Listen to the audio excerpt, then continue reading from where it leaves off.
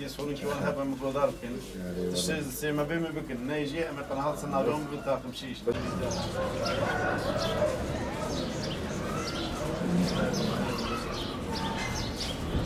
السلام عليكم. أود بس. شلون باش؟ شيء وفاري و. أود بس.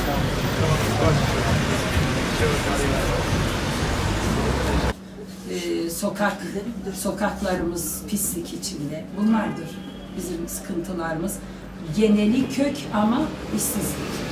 Bu kentsel dönüşüm sizin mahalleyle ilgili düşünceler var mı? 10 yıldır kentsel dönüşüm gelecek diyorlar ama daha başkanın bir tıkı yok bunun için yapılan bir.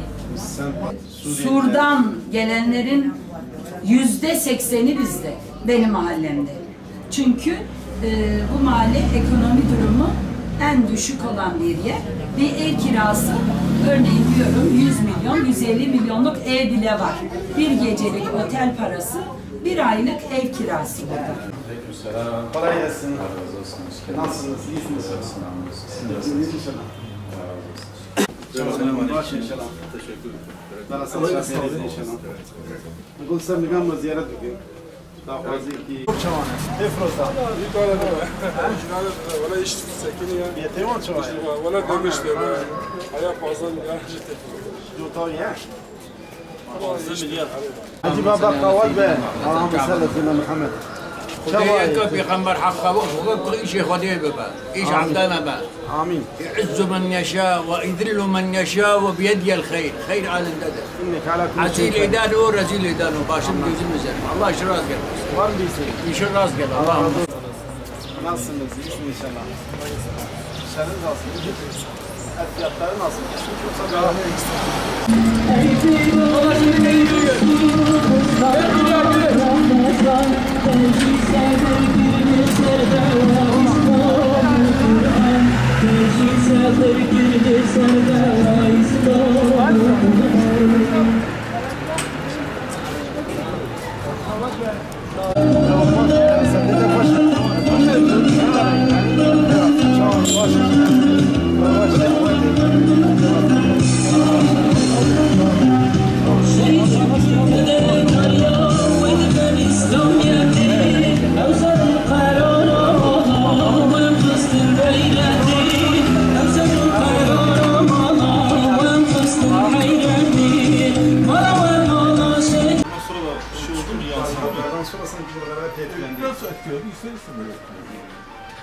Rabbim hayırlı kazansın.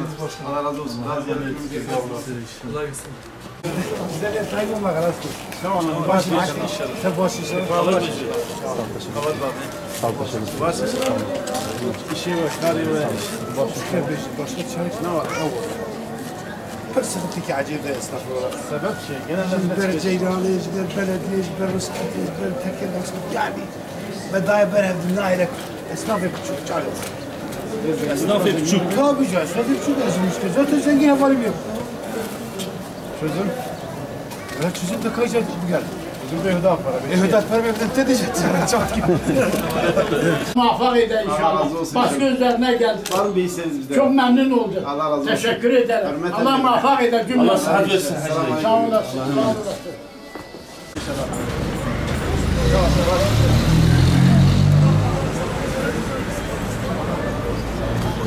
باش اضافه ريتين يقول سبق ملتي اصناف استقواد باش ان شاء الله مش مره ابقى لي اواز شاور باش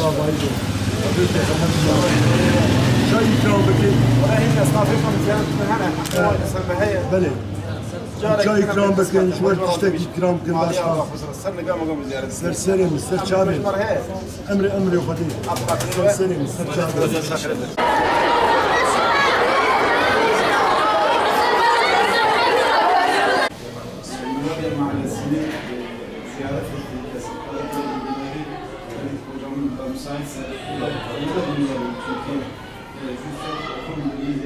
geldiğimiz zaman şeyden muzdariptiler. Özellikle bu uyuşturucu satışlarından muzdarip olarak bu yaşamın günümüzün en kötü şeyi.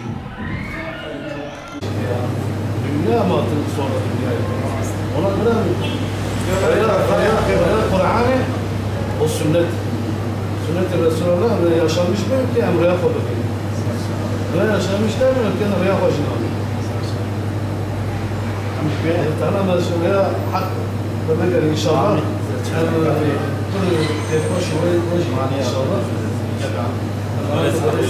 Bismillahirrahmanirrahim.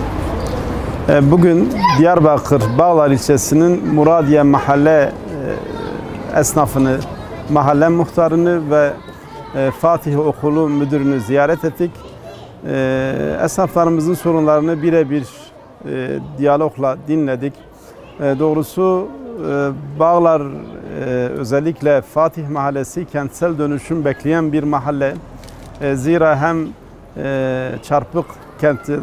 çarpık yerleşme, hem sokakların darlığı, hem de bu varoş mahallelerde hırsızlık olayların çok bulması, kapkaç olayların çok bulması, özellikle uyuşturucu ya müptela gençlerin çoğalması. Zira okul müdürlüğüne biz sorduk, neredeyse ilkokul öğrencilerine kadar inen bir uyuşturucu kullanma ve dolayısıyla uyuşturucuya müptela olan bir gençliğin tehlikesini gördük. Dolayısıyla bununla ilgili gerek güvenlik gerek rehabilite noktasında tedbirlerin alınması gerekir. Esnafımız yine kan ağlamakta, yine iş yapamamadan kaynaklı şikayetlerini dillendirmektedirler. Bir çözümün bulunması gerektiğini de defaten söyledik ama maalesef şu ana kadar bir çözüm bulunmadı. Dolayısıyla şu an Türkiye'de özellikle fakir esnaf dediğimiz ve özellikle fakir kesime hitap eden esnaflarımız neredeyse iflasın eşiğine geldi. Ama gelin görün ki zengin kesimi dediğimiz, özellikle durumu iyi olan tüccarların, şirketlerin daha da zenginleştiğini, daha da büyüdüğünü gördük. Dolayısıyla o aradaki orta kesim esnafın, orta kesim halkın neredeyse azaldığını, yok olmaya gittiğini gördük. Bu da büyük bir tehlikedir. Dolayısıyla bunun da tedbirinin alınması gerekir. Zamlardan yine şikayet var. Zira gerek akaryakıt gerek döviz kurlarındaki artışlar haliyle esnafa yansımakta ve esnafın iş yapamama sebepleri arasında yer almaktadır. Şu anki istikrarsızlık, şu anki gizli bir krizden bahsediliyor. Bunun çözümü de elbette ki yetkililere düşüyor. Hüdapar olarak biz bu halkımızın sıkıntılarını birebir kendilerinden dinlemeye devam edeceğiz. Sorunlarını takip etmeye devam edeceğiz. İmkanlar dahilinde kendi çözümümüzü vereceğiz. Yardımcı olmaya çalışacağız. Gerisinin takipçisi olacağız. Ve dolayısıyla Rabbim şimdiden esnafımızı, halkımızı bu sıkıntılardan kurtarsın. Huzurlu, belki de kendi geçimini sağlayacak ortamlara kavuşmasına inşallah vesile olur diye düşünüyoruz. Teşekkür ederim.